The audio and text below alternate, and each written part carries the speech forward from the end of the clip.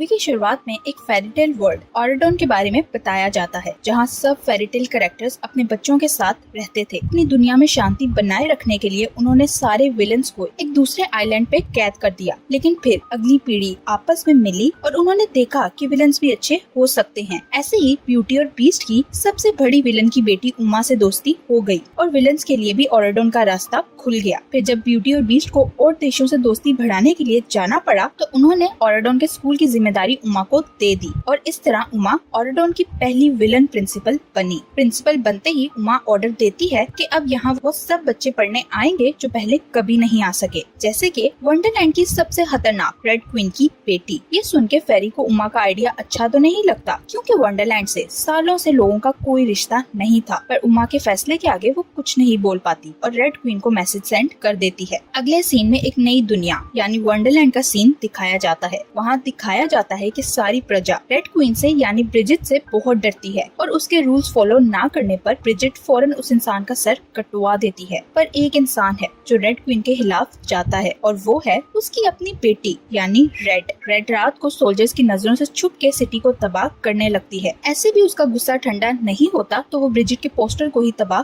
कर देती है, पर इससे पहले वो सोल्जर्स के हाथ लग पाती उसे कोई वहाँ से भागने में मदद करता है, जो और कोई नहीं बल्कि उसका गुरु और वंडरलैंड का साइंटिस्ट है। असल में रेड बिल्कुल भी अपनी माँ की तरह संगदिल नहीं है और न ही उस जैसी रुथलेस क्वीन बनना चाहती है, इसलिए उसे अपनी माँ और उसकी कैद बिल्कुल पसंद नहीं। पर उसके पास यहाँ से आजादी का कोई भी रास्ता नहीं है, इसलिए अपना गुस्सा इसी तरह निकालती है। साइंटिस्ट रेड को एक टाइम मशीन वॉच का बताता है जिसकी मदद से रेड अपनी किस्मत बदल सकती है, पर अभी ये मशीन तैयार नहीं थी और इसके इस्तेमाल से ब्रिजिट गायब भी हो सकती थी, इसलिए वो रेड को ये इस्तेमाल नहीं करने देता। पर रेड तो रेड थी, इसलिए वो मौका पाके वहाँ से निकलने से पहले वॉच को चुरा लेती है, क्योंकि उसे यकीन था कि उसे कभी न कभी इस वॉच की जरूरत जरूर पड़ेगी। नेक्स्ट सीन में हम सिंड्रेला की बेटी क्लोई को देखते हैं जो अपने पिता के साथ स्वॉर्ड फाइट की प्रैक्टिस कर रही थी। क्लोई अपनी माँ की तरह सबसे बहुत फ्रेंडली होती है, इसलिए सब उसे बहुत ज्यादा पसंद करते हैं। तभी वहाँ सिंड्रेला आकर क्लोई को उसके अच्छे बिहेवियर के लिए अपनी तरह के एडवांस कांच के जूते गिफ्ट करती है, जो देखकर क्लोई बहुत खुश हो जाती है। जिसके बाद सिंड्रेला और क्लोई ऑरेडन स्कूल के लिए निकल जाते हैं, क्योंकि अब क्लोई के वहाँ पढ़ने का वक्त आ गया था,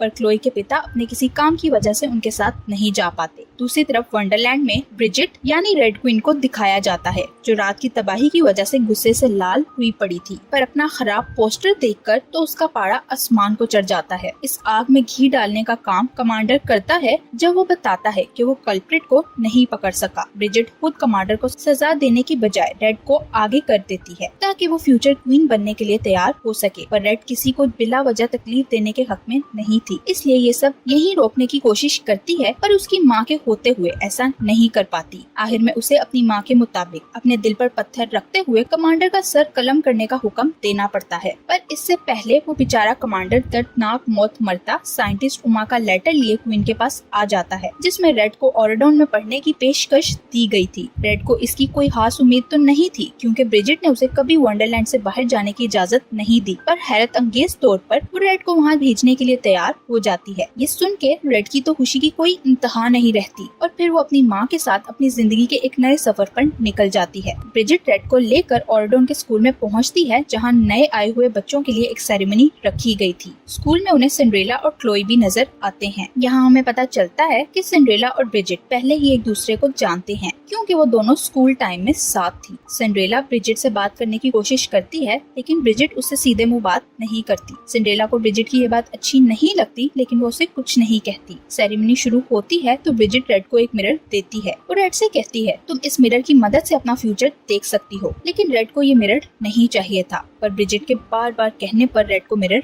रखना पड़ता है। फिर सेरेमनी में फेरी गॉड मदर आती है, जो स्कूल की पुरानी प्रिंसिपल थी। गॉड मदर स्कूल की नई प्रिंसिपल उमा का वेलकम करती है, जिस पर उमा सेरेमनी में आके हर तरह के इंसान और नए रूल्स को यहाँ वेलकम करती है, क्योंकि अब ऑरेडोन बिल्कुल बदल गया था और यहाँ अब वो सब कुछ होने वाला था जो पहले कभी नहीं हुआ। सबसे पहले उमा वंडरलैंड से आई ब्रिजिट का स्वागत करती है, क्योंकि बहुत समय से वंडरलैंड से यहाँ कोई नहीं बुलाया गया था। जैसे ही उमा ब्रिजिट का स्वागत करती है तो उसी वक्त वो खड़ी होकर सबको अपनी असलियत दिखा देती है। ब्रिजिट के हाथ में कुछ जादुई कार्ड्स थे, जिनकी मदद से वो ऑर्डन स्कूल के सब दरवाजों को बंद करके बहुत सारे कार्ड्स को यहाँ बुला लेती है। असल में ब्रिजिट यहाँ कोई पुराना बदला लेने आई थी। दरवाजा बंद होने की वजह से कोई भी यहाँ से बाहर नहीं निकल पाता। सब लोगों में भगदड़ मच जाती है और ब्रिजिट सबको अपना कैदी बना लेती है। सबको ब्रिजिट पर पहले से ही शक था कि वो यहाँ आकर कुछ जरूर करेगी। रेड ब्रिजिट को रोकने की कोशिश करती है, लेकिन ब्रिजिट उसकी कोई बात नहीं सुनती। वो कहती है, मुझे बहुत लंबे समय से इस वक्त का इंतजार था कि कोई मुझे यहाँ बुलाए और मैं यहाँ सब कुछ खराब कर सकूं। इन लोगों ने मेरी इंसल्ट की थी जो मैं बर्दाश्त नहीं कर सकती। लेकिन रेड को उसकी कोई बात समझ नहीं आ रही थी। ब्रिजिट सिंड्रेला से कहती है, अब तुम्हें भी मेरे सामने झुकना पड़ेगा। सिंड्रेला उसे समझाने की कोशिश करती है कि तुम्हारे साथ जो भी हुआ था वो सिर्फ एक मजाक था, वो सब कुछ एक मिसअंडरस्टैंडिंग की वजह से हुआ था। लेकिन ब्रिजिट इस वक्त किसी की कोई बात सुनने के लिए तैयार नहीं थी। रेड और क्लोई दोनों को समझ नहीं आ रहा था कि ये सब क्या हो रहा है। रेड को बुरा लगता है क्योंकि वो नहीं चाहती थी ब्रिजिट ये सब करे। सिंड्रेला जब ब्रिजिट के सामने झुकने से इनकार करती है तो ब्रिजिट रेड से उसे सजा देने का हुक्म देती है, जिस पर जज्बात में आकर रेड सिंड्रेला का सर कलम करने का हुक्म दे देती है। इसलिए सिंड्रेला को ब्रिजिट के सिपाही वहाँ से ले जाने लगते हैं और बेचारी क्लोई बस बेबसी से अपनी माँ को वहाँ से जाते हुए देखती है, क्योंकि वो उसके लिए कुछ नहीं कर सकती थी। ये सब देखकर रेड सोचती है, अब मुझे ही कुछ करना होगा। रेड सोचती है, मेरे पास जो टाइम मशीन है, अगर मैं उससे रीसेट कर दूं तो कुछ मिनट्स पीछे जाकर ब्रिजिट के हाथ से कार्ड लेकर सब कुछ ठीक कर सकती हूँ। रेड अभी ये सोचकर कुछ करने ही लगती है कि अचानक क्लोई उसे टच कर देती है। जैसे ही क्लोई रेड को टच करती है उसी वक्त रेड भी टाइम मशीन को दबा चुकी थी, जिस कारण वो दोनों कुछ मिनट पीछे जाने की बजाय काफी साल पीछे पहुँच जाती है। रेड और क्लोई उस वक्त में पहुँच जाती है जब ऑराडोन किसी और नाम से जाना जाता था और वहाँ उनकी मदर्स पढ़ती थी। वहाँ पहुँचते ही उनके सामने गॉड मदर आती है, जो उस वक्त में इन दोनों से भी छोटी थी और अभी जादू करना सीख रही थी। गॉड मदर के वहाँ से जाने के बाद वो दोनों आपस में ही लड़ने लगती हैं, लेकिन फिर उन दोनों को समझ आ जाती है कि इस लड़ाई का कोई फायदा नहीं। उन्हें यहाँ से निकलने के लिए और फ्यूचर में सब नॉर्मल करने के लिए साथ काम करना पड़ेगा। अगर रेड वॉच को दोबारा टच करती है तो वो दोनों फिर से वापस उसी टाइम में पहुँच जाती जहाँ से वो दोनों आई थी और सब कुछ तबाह हो जाएगा। अब इस मसले को हल करने के लिए वो दोनों स्कूल की तरफ बढ़ती हैं, जहाँ उन दोनों की मुलाकात स्कूल के सबसे बड़े और पुराने प्रिंसिपल से होती है और उनके आगे ये दोनों झूठ बोल देती हैं कि ये दोनों ट्रांसफर स्टूडेंट्स हैं। प्रिंसिपल को उन दोनों के ट्रांसफर पेपर्स तो नहीं मिलते, पर वो उन्हें स्कूल में पढ़ने की इजाजत दे देते हैं और उन्हें उसी क्लास में भेजते हैं जिसमें उनकी मदर्स यानी सिंड्रेला और ब्रिजिट भी थी, जो बिल्कुल रेड और क्लोई की एज की थी। इस ब्रिजिट और उस वक्त की ब्रिजिट में बहुत फर्क था, जो अब रेड की मॉम थी। ब्रिजिट बहुत फ्रेंडली और सबका ख्याल रखने वाली थी। सिंड्रेला दिखने में गरीब लग रही थी, क्योंकि हम जानते हैं सिंड्रेला हमेशा से ही गरीब थी। प्रिंस चार्मिंग से शादी के बाद सिंड्रेला एक क्वीन प्रिंसेस बनी थी, लेकिन उससे पहले वो एक आम सी लड़की थी। रेड और क्लोई दोनों ही अपनी मॉम्स के पुराने रूप से मिलकर बहुत खुश होती हैं। इस ब्रिजिट को बचपन से ही जादू करने का बहुत शौक था, इसीलिए उसने यहाँ कुछ कपकेक्स बनाए थे। जो भी ये कपकेक्स खाएगा उस पर कोई ना कोई जादू हो जाएगा, जैसे किसी के बाल बदल सकते हैं और किसी के नाखून बदल सकते हैं। फिर ब्रिजिट, सिंड्रेला, रेड और क्लोई बाहर निकलती हैं, जहाँ उनका सामना उमा की मॉम की बहन से होता है, जो बहुत ही जालिम थी। उसका नाम इलियाना था, जिसके साथ और भी बहुत सारे विलन्स थे जो उसका साथ दे रहे थे। ये वो वक्त था जब हीरोज और विलन्स एक साथ रहते थे। ब्रिजिट और सिंड्रेला की इन इवल कैरेक्टर्स के साथ कभी दोस्ती नहीं हो सकती थी। ब्रिजिट अपने अच्छे दिल की वजह से विलन्स को भी कपकेक ऑफर करती है, पर वो उसका मजाक बनाते हुए सारे कपकेक्स उससे छीन लेते हैं। ब्रिजिट इलियाना को समझाने की कोशिश करती है कि ये जादुई कपकेक्स हैं, वो एक से ज्यादा नहीं खा सकती, लेकिन इलियाना ब्रिजिट के मना करने के बावजूद भी सारे कपकेक्स एक साथ खा लेती है। सारे कपकेक्स खाते ही इलियाना फ्लेमिंगो में बदल जाती है। खुद को फ्लेमिंगो में बदलता देखकर इलियाना ब्रिजिट को मारने के लिए उसके पीछे भागती है, क्योंकि सब उसका मजाक बना रहे थे और वो इसका जिम्मेदार ब्रिजिट को समझ रही थी। इलियाना के साथ ये सब उसकी अपनी गलती की वजह से हुआ था, लेकिन इलियाना अपने आगे किसी को कुछ नहीं समझती थी। ब्रिजिट को पकड़ने के चक्कर में इलियाना पानी में गिरकर अपने असली रूप में तो आ जाती है, पर अब उसके सर पर बदले का खून सवार हो गया था, जो देखते हुए सिंड्रेला ब्रिजिट को लेकर वहाँ से भागने की करती है। यहाँ रेड और क्लोई ये सब देखकर समझ जाती हैं कि सिंड्रेला ने ब्रिजिट से जो मजाक करने के बारे में बात की थी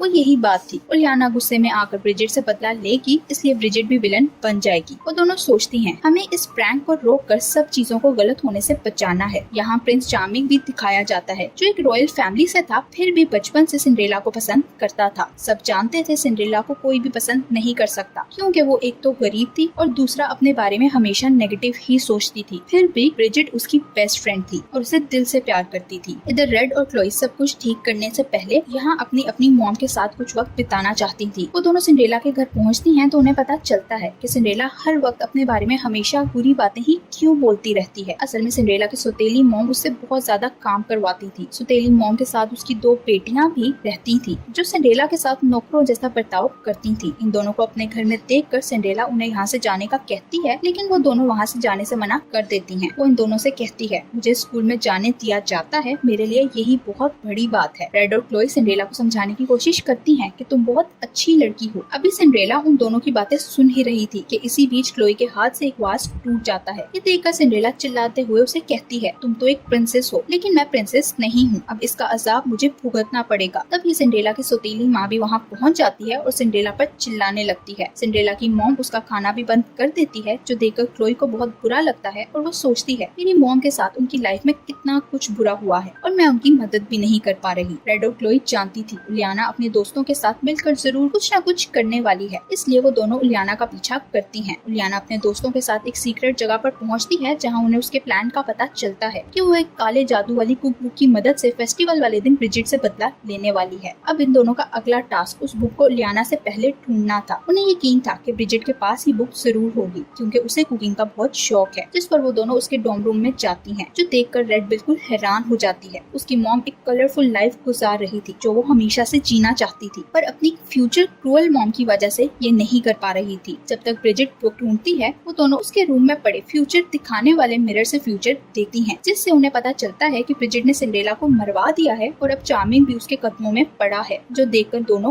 काफी परेशान हो जाती हैं। खैर ब्रिजिट वहाँ आकर उन्हें बताती है ये बुक उसके पास नहीं है क्योंकि इसमें सारा काला जादू है और ऐसी बुक्स प्रिंसिपल अपने रूम में स्पेशल प्रोटेक्शन के साथ रखता है ताकि कोई भी उसका गलत फायदा ना उठा सके। अब ये बुक कैसे हासिल करनी है यही सोचते हुए दोनों अपने रूम में जाती हैं। क्लोई अपने अच्छे दिल की वजह से सच का साथ देने का सोचते हुए जाकर प्रिंसिपल से बात करने का कहती है, पर रेड इस हक में नहीं थी क्योंकि उसे यकीन था कि प्रिंसिपल उनका यकीन नहीं करेगा और सब खराब हो जाएगा, इसलिए वो बुक चुराने का कहती है। किसी फैसले तक पहुँचने के बजाय दोनों के बीच बहस हो जाती है और क्लोई वहाँ से चली जाती है। अपनी मुश्किल को आसान करने के लिए क्लोई अपनी मॉम के पास जाती है ताकि उनसे मशवरा ले सके। यहाँ न सिर्फ क्लोई और सिंड्रेला का बॉन्ड स्ट्रॉन्ग होता है, क्लोई को सिंड्रेला की मदद से फैसला करने में भी आसानी हो जाती है और वो समझ जाती है कि जो गलत काम किसी की भलाई के लिए किया जाए वो गलत नहीं होता। अगर कुछ मैटर करता है तो वो है सिर्फ साफ नियत। इसलिए वो रेड की मदद के लिए सीधा उसके पास पहुँचती है और वो दोनों साथ मिलकर प्रिंसिपल ऑफिस में बुक चुराने के लिए चली जाती है। वहीं उलियाना भी अपने दोस्तों के साथ बुक लेने के लिए ऑफिस की तरफ बढ़ती है। क्लोई और रेड को बुक तो मिल जाती है, पर प्रिंसिपल की जादुई प्रोटेक्शन की वजह से उन दोनों के लिए बुक हासिल करना मुश्किल हो रहा था। जैसे तैसे जादुई प्रोटेक्शन को खत्म करते हुए आउटलॉ गार्ड्स के साथ लड़ते हुए वो दोनों बुक हासिल करने में कामयाब होती ही हैं कि उलियाना अपने दोस्तों के साथ वहां पहुंच जाती है और बुक पकड़ लेती है। रेड उसे रोकने के लिए आगे बढ़ती है, पर क्लोई उसे रोक देती है। जैसे ही उलियाना बुक खोलती है तो जादुई प्रोटेक्शन की वजह से वो और उसके दोस्त वही स्टैचू बन जाते हैं। इस मौके का फायदा उठाकर रेड और क्लोई उससे बुक छीन लेते हैं। कोई साफ दिल का इंसान ही इस बुक को खोल सकता था, इसलिए रेड क्लोई को बुक खोलने का कहती है, पर अब तक क्लोई तो ये समझ चुकी थी कि रेड का दिल भी साफ है, इसलिए वो रेड को बुक खोलने को दे देती है और रेड बुक खोलने में कामयाब भी हो जाती है। तभी इन्हें प्रिंसिपल के आने की आवाज सुनाई देती है, जिस पर दोनों उन विलन्स को वहीं फंसा के विंडो से भागने में कामयाब हो जाती हैं और प्रिंसिपल उन सब विलन्स को सस्पेंड कर देते हैं, जिस वजह से अब वो लोग फेस्टिवल में भी नहीं जा सकेंगे और कोई ब्रिजिट का मजाक नहीं बनाएगा। यानी सारा मसला हल हो चुका है। तो रेड और क्लोई वापस जाने का फैसला करती हैं और टाइम मशीन की मदद से वापस सेरेमनी में पहुंच जाती हैं। दोनों उसी समय में वापस पहुंचती हैं जहां ब्रिजिट कार्ड्स को खोलकर जादू करने वाली थी। इस बार भी वो ऐसा ही करने लगती है तो रेड उसे रोकने की कोशिश करती है, पर इस बार कार्ड्स उछालने पर गार्ड्स की जगह फ्लावर्स और बटरफ्लाईज आ जाती हैं, क्योंकि पास चेंज होने की वजह से फ्यूचर वाली ब्रिजिट भी बदल गई। इसी के साथ सब कुछ ठीक हो जाता है और सब पेरेंट्स और बच्चे सेरेमनी को बहुत एंजॉय करते नजर आते हैं। यही इस मूवी की एंडिंग भी हो जाती है। Thank you for watching.